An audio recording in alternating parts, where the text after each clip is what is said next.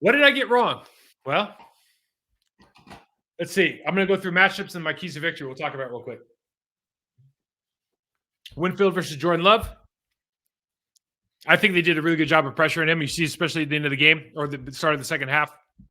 There's just a couple times in the game, or a handful of times, maybe more than a couple, that we didn't do a good job identifying who they were actually bringing. They did a good job disguising the matchups a couple times. A couple times they brought him off the edge, as we saw in that money throw, picks it up and makes a really good play.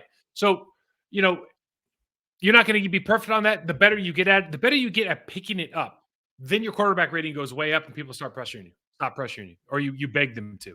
And right now we're just not at that point. Again, I think it's a work in progress. Defending Mike Evans. Mike Evans ended up having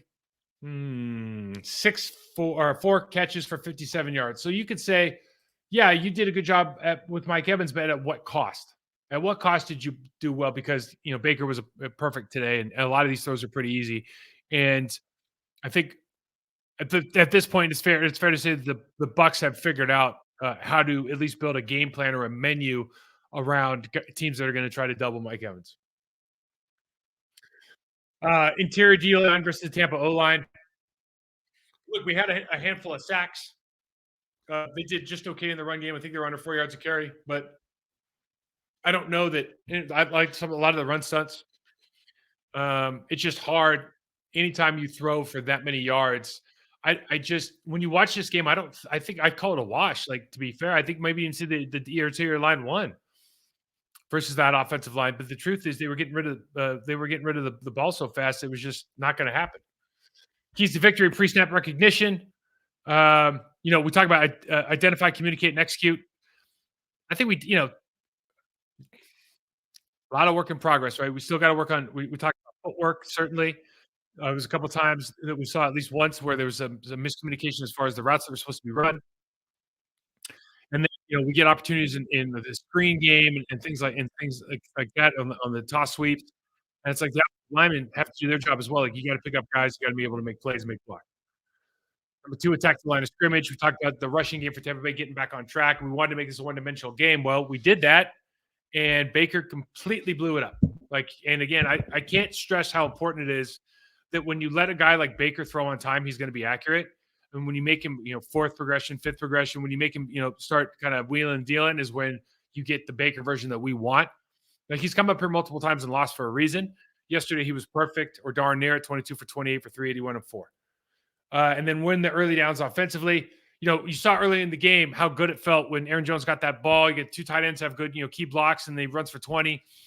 Feel really good about what's going on. Obviously, go down there again in that red zone and have a 4th and 2 and that play not to work. I feel like that happened a handful of times during the season, especially the last couple of games. But your positions to be successful, you just got to continue to convert, and you just have to understand there's going to be games when your defense doesn't have it, and when they don't, it's like you can't. I got into a game with Brett and Peyton in Indianapolis, and Brett was like hell bent on trading scores with Peyton Manning, and for like 5 series, it was like score, score, score, score, score, score, and then we had to punt, and Peyton Manning scored like 35 points in a row.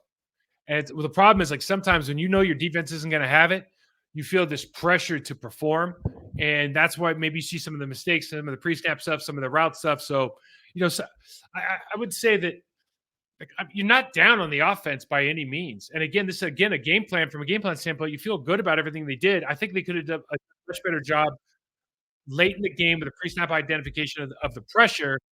But you're also in a situation now where you're down 2 touchdowns, and really, this is not the offense against Tampa and the pressure defense with Todd Bowles that you want to be in that situation. The takeaway here for me, really, if we're just being honest, is like it's time for a change in the defensive room. They have to, whether it's if it's not the coordinator, then you have to explain to me what it is, I guess, is the best way to put it. Listener questions: how do you change midseason? So I think it's probably in my head because that's what everybody wants to know. Number one, how do you change how do you improve? Well, I talked about some time that I had in Miami and how you got better at, like, tackling, for example. The number one thing is and some staffs aren't willing to. Most staffs aren't willing to do this. Some staffs are willing to do it, but you really have to be deliberate with it. You got to shine a light on the problem. You have to simplify the process of fixing it. So you got to break it down into small components that they can understand and easily access. And then you have to make it a priority. And it's really that simple. I mean, there's a methodology to do it. There's a progression stacked way to do it. But shine a light, simplify, make it a priority. That's how you get better at anything. Think about anything you do, whatever your job is. It's the exact same thought process. We just don't do that because there's a big picture that everybody's worried about. Do I think Quay can become elite? Yes, with the caveat, becomes a more physical player. That's it. There's all this other stuff you can get better at, man. You got to be more physical. It's just you have to. And I'm sure if he was standing in front of me right now, I'd be like, "I'll show you how physical I am." I go, "Okay, that's great. Take on a block." That's what I mean by being more physical, right? It might be just the way you were taught how to play because of your speed, but now that speed is at the cost of giving up yardage. So I don't think he's not a tough guy. I think the way that he plays is um, is probably a function of how athletic he's been his entire life. Should we draft all defense? Is the issue coach scheme or all of the above? No, we shouldn't draft all defense. You definitely need an offensive lineman in this draft. I would say, depending on what happens to Aaron Jones, you might need a running back. I think the wide receiver room looks really good, like really good. I love the tight end room. I really, really like those rooms. I mean, looking in the future, 2, 3 years. Defensively, though, is the coach scheme. Listen. Here's what happens with coordinators and if coaches get fired. It's because whatever the message isn't getting relayed. Like they could have the best scheme in the world. They could have whatever is supposed to. It's like the gap between what is supposed to happen and what is happening is too wide. And that could be the fault of the players not being able to execute. That could be the fault of the staff not being able to communicate. That could be the fault of the staff not having the right scheme to fit the players. And I think you've got a little bit of all of that, right? So is it just Goody for drafting guys in the first round or second round or third round that maybe shouldn't have been? No. Is Joe Barry not know how to coach defense? No. Do his defensive staff, are they experts at coaching like technique, like tackling, shedding blocks? No, they're not. So like you're missing some things that are really important as a group.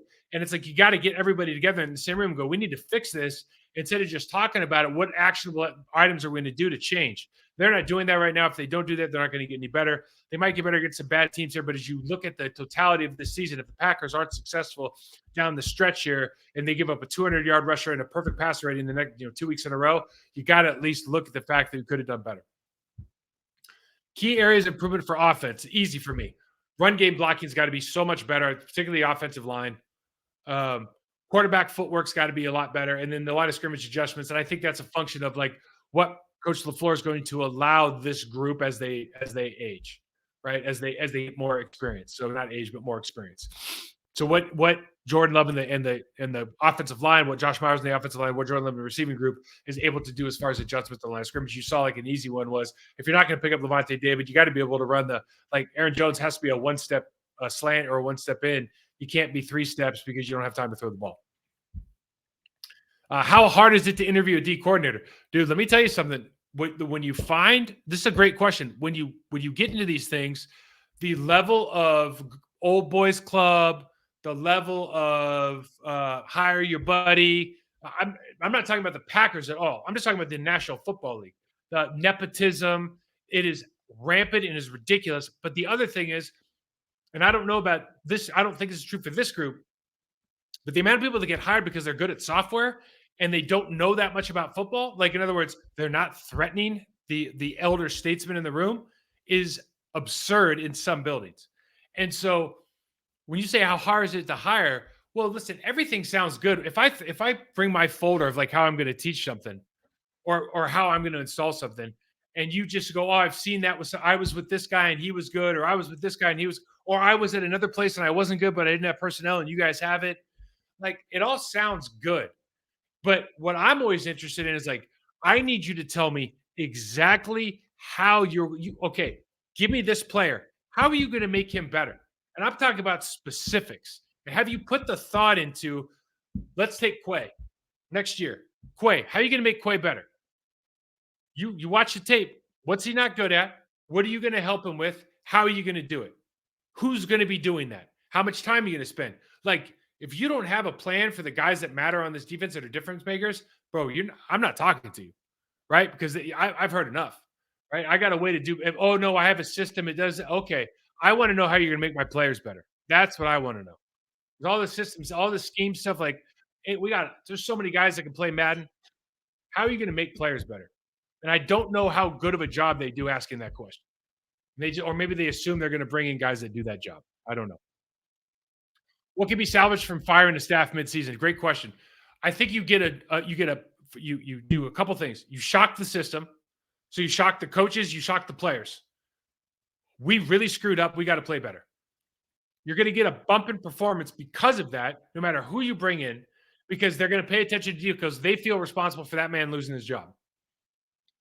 And you're going to get a fresh set of eyes on what's going on in that room, whether it's an external or internal hire. You're going to get a fresh set of eyes in the leadership position on who needs to stay, who needs to go, what they need to learn. Is Devondre Campbell playing well? Is reverting back to the mean?